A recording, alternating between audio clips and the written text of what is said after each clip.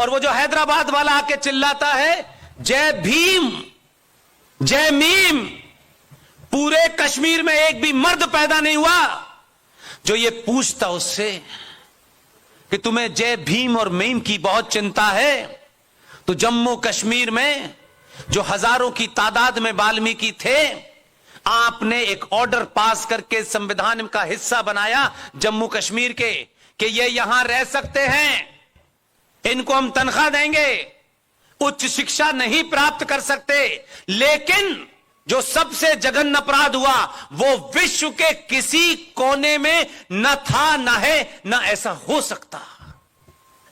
उसमें एक लाइन लिखी गई, ये जम्मू कश्मीर में रह सकते हैं, इन्हें सिर्फ भंगी की नौकरी ही मिलेगी, इनकी आने वाली पुश्तें हो जाए, पुश्तों की दर पुश्तें हो जाए, इसके अलावा दूसरी नौकरी नहीं मिलेगी। लेकिन पूरे दिल्ली और देश के अंदर जय भीम जय मीम का नारा लग रहा है। वो कहां है जय भीम के दलाल? उनको नहीं पता था कि ये दलित हैं, कि उन दलालों की दुकान चल रही है हैदराबाद वाले की मदद से, इसलिए अपने सगे भाइयों के बारे में मुंह नहीं खुलता। उन्होंने नहीं खोला, लेकिन आपको खोलना चाहिए था।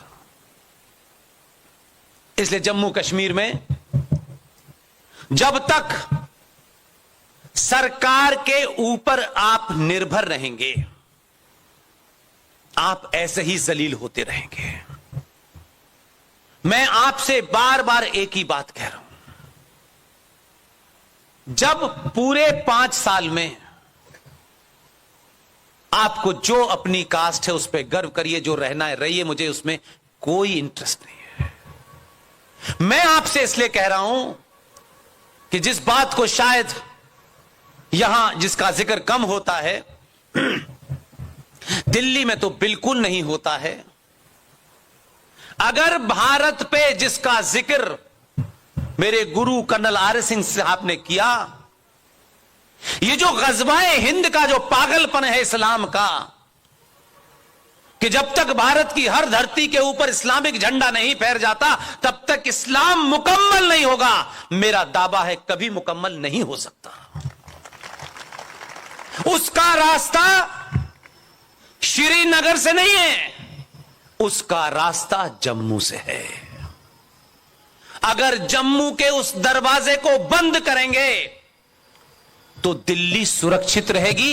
इसलिए दिल्ली में बैठने वालों को यह बदख्याली ना हो कि अगर दिल्ली में ब्लैक कैट लगा दिए हैं तो दिल्ली सुरक्षित है। दिल्ली को सुरक्षित रखना है तो जम्मू के ऊपर वो मुहाना, वो दरवाजा, वो गेट, वहां पर दाव लगाइए। पूरे हिंदुस्तान में गजवाए हिंद कहीं नजर नहीं आएगा। इसलिए आज आप अपने आप से, हम बहुत साधारण से लोग हैं, हमारी इज्जत करें अच्छी बात, हमारे जाने के बाद हमारे बारे में कुछ बुरा कहें तब भी अच्छी बात, लेकिन हम तो शुक्रगुजार हैं इस बात के कि आप हमें सुनने आए। हम धन्यवाद देते हैं आपको कि हम जैसे लोगों को सुनने आए, जो लगातार आपको खुश करने के लिए कोई नहीं बोलेगा। नेताजी झूठा सच्चा भाषण दे करके ताली बजवा के चले जाएंगे, फिर उनका एक चमचा आएगा वो आपसे वोट मांगेगा। हम नहीं आए। जितनी सख्त और तल्ख बात हम कह सकते हैं, जितनी सख्ती से कह सकते हैं, इसलिए नहीं कहते कि कोई आपसे हमारी नाराजगी है। लगता है कि इतने लंबे कालखंड के बाद इतनी मोटी परत झूठ की चढ़ गई है कि उसे तोड़ना जरूरी है, इसलिए इतनी सख्ती के साथ बोलते हैं। जैसे जैसे इस सख्त जो एक सीमेंट की लेयर बन गई है, जहां जहां उसमें दरारें पड़ रही हैं, वहां के लोगों को समझ में आ रहा है कि संकट है कहां, हमें संकट में क्या करना है, वर्तमान परिस्थितियों में हमारा रोल क्या है। हो सकता है कि हम सनातनियों के हिसाब से आज की सिचुएशन एकदम आइडियल ना हो, एकदम ऐसा ना लगता हो कि सब कुछ हो जाएगा, ऐसा हो सकता है, लेकिन 700 साल के बाद आपने पहली बार यादव, ठाकुर, बनिया, ब्राह्मण, दलित होके वोट नहीं दिया, इसलिए कोई 14 पैदा हुआ।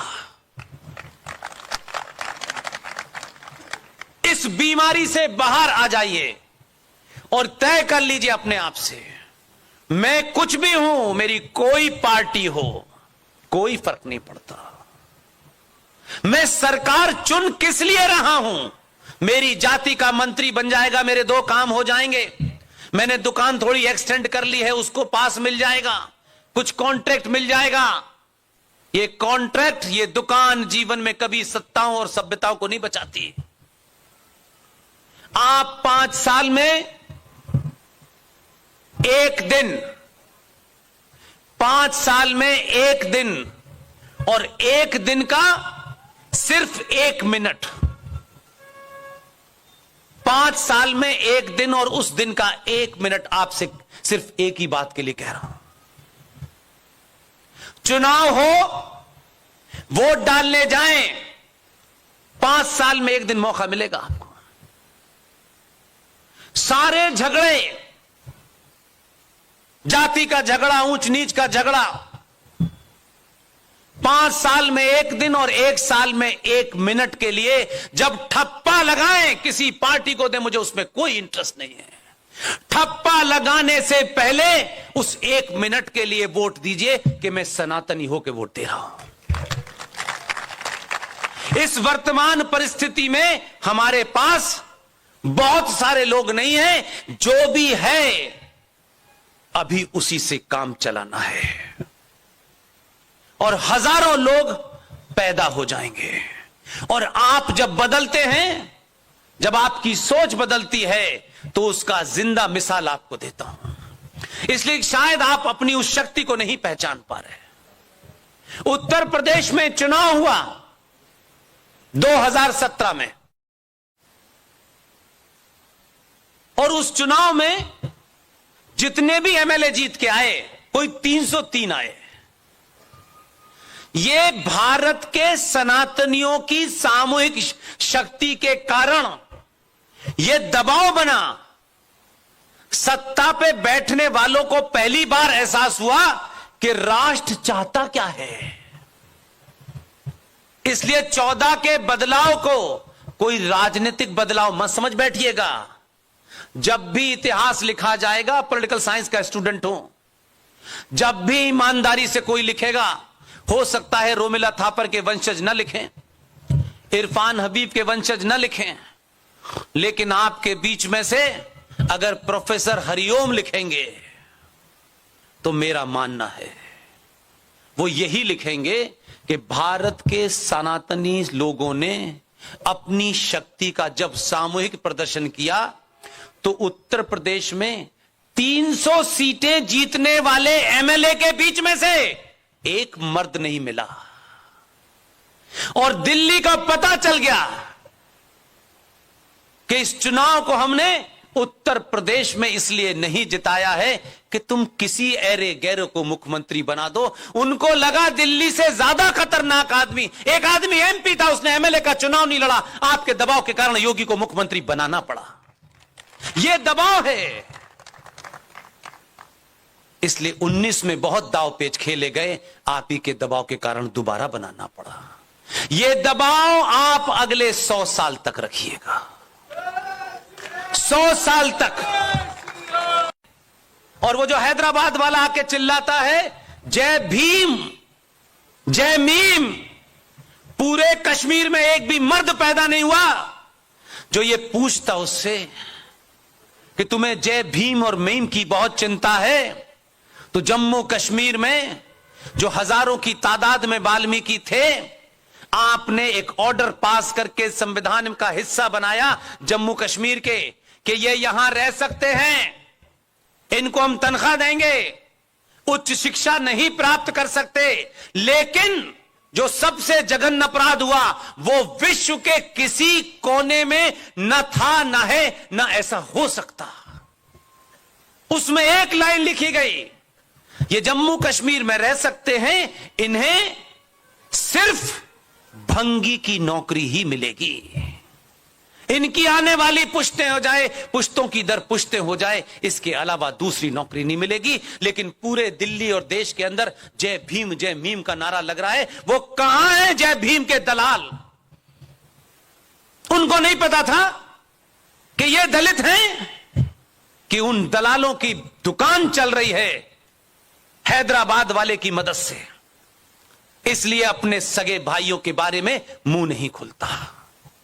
उन्होंने नहीं खोला, लेकिन आपको खोलना चाहिए था।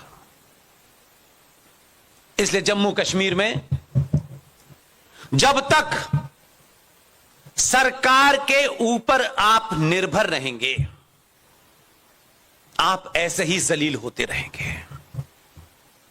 मैं आपसे बार बार एक ही बात कह रहा हूं, जब पूरे 5 साल में आपको जो अपनी कास्ट है उस पर गर्व करिए, जो रहना है रहिए, मुझे उसमें कोई इंटरेस्ट नहीं है। मैं आपसे इसलिए कह रहा हूं कि जिस बात को शायद यहां जिसका जिक्र कम होता है, दिल्ली में तो बिल्कुल नहीं होता है। अगर भारत पे जिसका जिक्र मेरे गुरु कर्नल आर सिंह साहब ने किया, ये जो गजवाए हिंद का जो पागलपन है इस्लाम का, कि जब तक भारत की हर धरती के ऊपर इस्लामिक झंडा नहीं फहर जाता तब तक इस्लाम मुकम्मल नहीं होगा, मेरा दावा है कभी मुकम्मल नहीं हो सकता।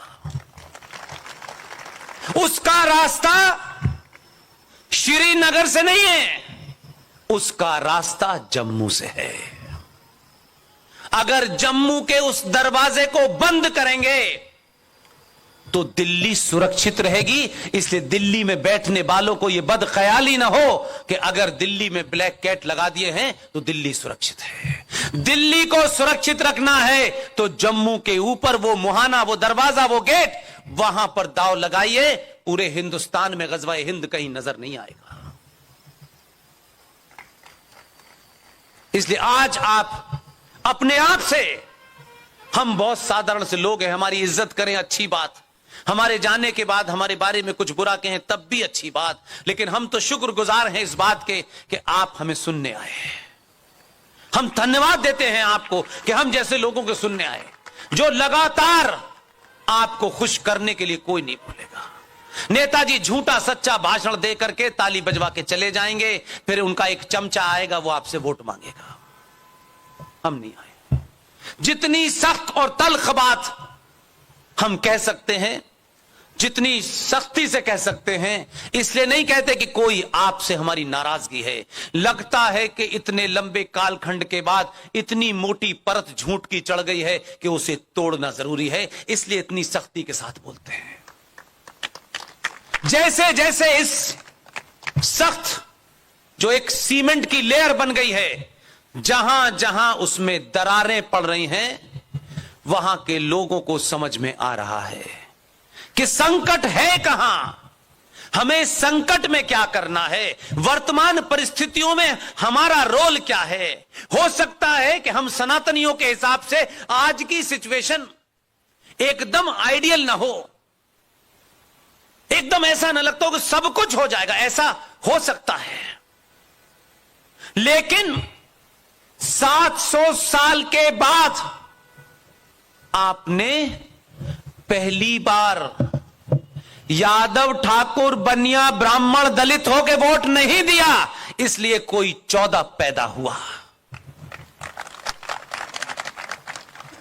इस बीमारी से बाहर आ जाइए और तय कर लीजिए अपने आप से, मैं कुछ भी हूं, मेरी कोई पार्टी हो, कोई फर्क नहीं पड़ता। मैं सरकार चुन किस लिए रहा हूं, मेरी जाति का मंत्री बन जाएगा, मेरे 2 काम हो जाएंगे, मैंने दुकान थोड़ी एक्सटेंड कर ली है, उसको पास मिल जाएगा, कुछ कॉन्ट्रैक्ट मिल जाएगा। ये कॉन्ट्रैक्ट, ये दुकान जीवन में कभी सत्ताओं और सभ्यताओं को नहीं बचाती। आप 5 साल में एक दिन, 5 साल में एक दिन, और एक दिन का सिर्फ 1 मिनट, 5 साल में एक दिन और उस दिन का 1 मिनट आपसे सिर्फ एक ही बात के लिए कह रहा हूं। चुनाव हो, वोट डालने जाएं, 5 साल में एक दिन मौका मिलेगा आपको। सारे झगड़े, जाति का झगड़ा, ऊंच नीच का झगड़ा, 5 साल में 1 दिन और 1 साल में 1 मिनट के लिए जब ठप्पा लगाएं किसी पार्टी को दे, मुझे उसमें कोई इंटरेस्ट नहीं है। ठप्पा लगाने से पहले उस 1 मिनट के लिए वोट दीजिए कि मैं सनातनी होकर वोट दे रहा हूं। इस वर्तमान परिस्थिति में हमारे पास बहुत सारे लोग नहीं हैं, जो भी है अभी उसी से काम चलाना है और हजारों लोग पैदा हो जाएंगे। और आप जब बदलते हैं, जब आपकी सोच बदलती है, तो उसका जिंदा मिसाल आपको देता हूं। इसलिए शायद आप अपनी उस शक्ति को नहीं पहचान पा रहे। उत्तर प्रदेश में चुनाव हुआ 2017 में, और उस चुनाव में जितने भी एमएलए जीत के आए, कोई 303 आए। ये भारत के सनातनियों की सामूहिक शक्ति के कारण ये दबाव बना। सत्ता पे बैठने वालों को पहली बार एहसास हुआ कि राष्ट्र चाहता क्या है। इसलिए 14 के बदलाव को कोई राजनीतिक बदलाव मत समझ बैठिएगा।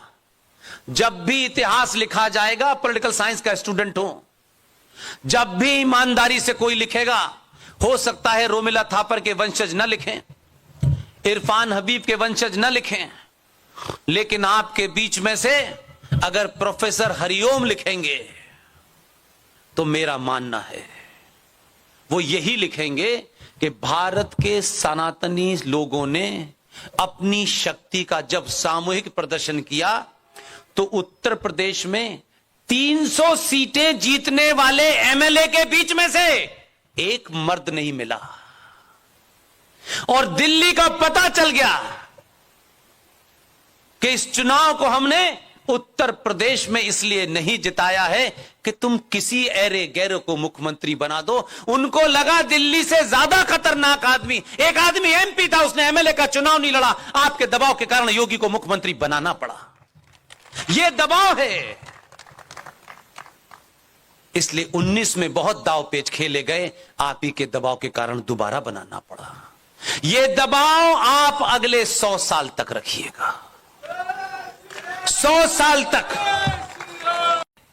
और वो जो हैदराबाद वाला आके चिल्लाता है जय भीम जय मीम, पूरे कश्मीर में एक भी मर्द पैदा नहीं हुआ जो ये पूछता उससे कि तुम्हें जय भीम और मीम की बहुत चिंता है, तो जम्मू कश्मीर में जो हजारों की तादाद में वाल्मीकि थे, आपने एक ऑर्डर पास करके संविधान का हिस्सा बनाया जम्मू कश्मीर के कि ये यहां रह सकते हैं, इनको हम तनख्वाह देंगे, उच्च शिक्षा नहीं प्राप्त कर सकते। लेकिन जो सबसे जघन्य अपराध हुआ वो विश्व के किसी कोने में न था, न है, न ऐसा हो सकता। उसमें एक लाइन लिखी गई, ये जम्मू कश्मीर में रह सकते हैं, इन्हें सिर्फ भंगी की नौकरी ही मिलेगी, इनकी आने वाली पुश्तें हो जाए, पुश्तों की दर पुश्तें हो जाए, इसके अलावा दूसरी नौकरी नहीं मिलेगी। लेकिन पूरे दिल्ली और देश के अंदर जय भीम जय मीम का नारा लग रहा है। वो कहां है जय भीम के दलाल? उनको नहीं पता था कि ये दलित हैं, कि उन दलालों की दुकान चल रही है हैदराबाद वाले की मदद से। इसलिए अपने सगे भाइयों के बारे में मुंह नहीं खुलता। उन्होंने नहीं खोला, लेकिन आपको खोलना चाहिए था। इसलिए जम्मू कश्मीर में जब तक सरकार के ऊपर आप निर्भर रहेंगे, आप ऐसे ही जलील होते रहेंगे। मैं आपसे बार बार एक ही बात कह रहा हूं, जब पूरे 5 साल में आपको जो अपनी कास्ट है उस पर गर्व करिए, जो रहना है रहिए, मुझे उसमें कोई इंटरेस्ट नहीं है। मैं आपसे इसलिए कह रहा हूं कि जिस बात को शायद यहां जिसका जिक्र कम होता है, दिल्ली में तो बिल्कुल नहीं होता है। अगर भारत पे जिसका जिक्र मेरे गुरु कर्नल आर एस सिंह साहब ने किया, ये जो ग़ज़वाए हिंद का जो पागलपन है इस्लाम का, कि जब तक भारत की हर धरती के ऊपर इस्लामिक झंडा नहीं फहर जाता तब तक इस्लाम मुकम्मल नहीं होगा, मेरा दावा है कभी मुकम्मल नहीं हो सकता। उसका रास्ता श्रीनगर से नहीं है, उसका रास्ता जम्मू से है। अगर जम्मू के उस दरवाजे को बंद करेंगे तो दिल्ली सुरक्षित रहेगी। इसलिए दिल्ली में बैठने वालों को यह बदख्याली ना हो कि अगर दिल्ली में ब्लैक कैट लगा दिए हैं तो दिल्ली सुरक्षित है। दिल्ली को सुरक्षित रखना है तो जम्मू के ऊपर वो मुहाना, वो दरवाजा, वो गेट, वहां पर दाव लगाइए। पूरे हिंदुस्तान में ग़ज़वाए हिंद कहीं नजर नहीं आएगा। इसलिए आज आप अपने आप से, हम बहुत साधारण से लोग हैं, हमारी इज्जत करें अच्छी बात, हमारे जाने के बाद हमारे बारे में कुछ बुरा कहें तब भी अच्छी बात, लेकिन हम तो शुक्रगुजार हैं इस बात के कि आप हमें सुनने आए। हम धन्यवाद देते हैं आपको कि हम जैसे लोगों को सुनने आए, जो लगातार आपको खुश करने के लिए कोई नहीं बोलेगा। नेताजी झूठा सच्चा भाषण दे करके ताली बजवा के चले जाएंगे, फिर उनका एक चमचा आएगा, वो आपसे वोट मांगेगा। हम नहीं आए। जितनी सख्त और तल्ख बात हम कह सकते हैं, जितनी सख्ती से कह सकते हैं, इसलिए नहीं कहते कि कोई आपसे हमारी नाराजगी है। लगता है कि इतने लंबे कालखंड के बाद इतनी मोटी परत झूठ की चढ़ गई है कि उसे तोड़ना जरूरी है, इसलिए इतनी सख्ती के साथ बोलते हैं।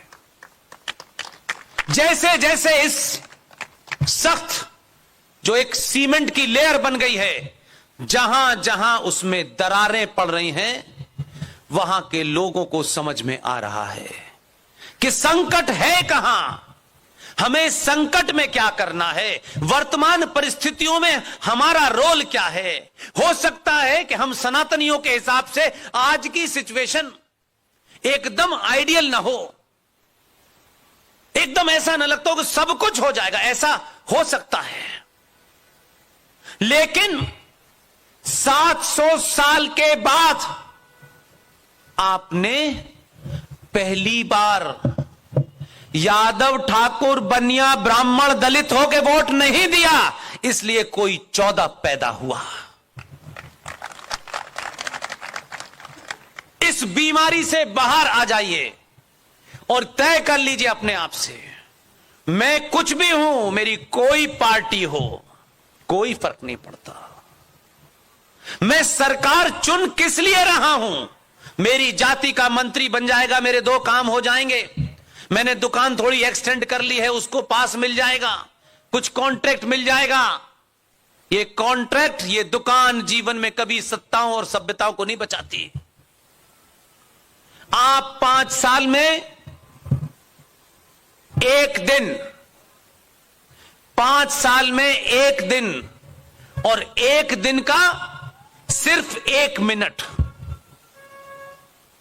5 साल में एक दिन और उस दिन का 1 मिनट आपसे सिर्फ एक ही बात के लिए कह रहा हूं।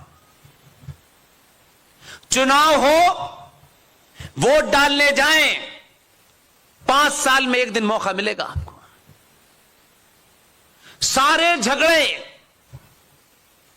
जाति का झगड़ा, ऊंच नीच का झगड़ा, 5 साल में एक दिन और 1 साल में 1 मिनट के लिए जब ठप्पा लगाएं किसी पार्टी को, दे मुझे उसमें कोई इंटरेस्ट नहीं है, ठप्पा लगाने से पहले उस 1 मिनट के लिए वोट दीजिए कि मैं सनातनी होकर वोट दे रहा हूं।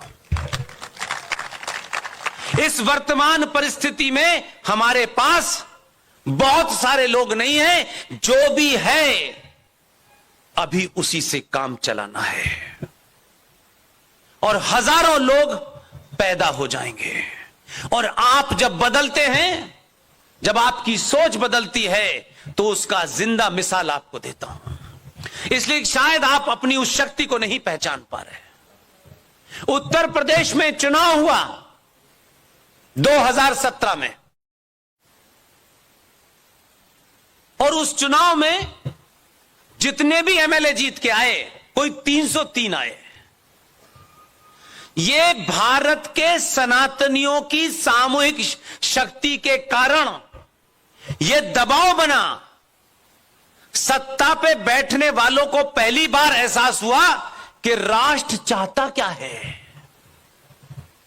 इसलिए 14 के बदलाव को कोई राजनीतिक बदलाव मत समझ बैठिएगा।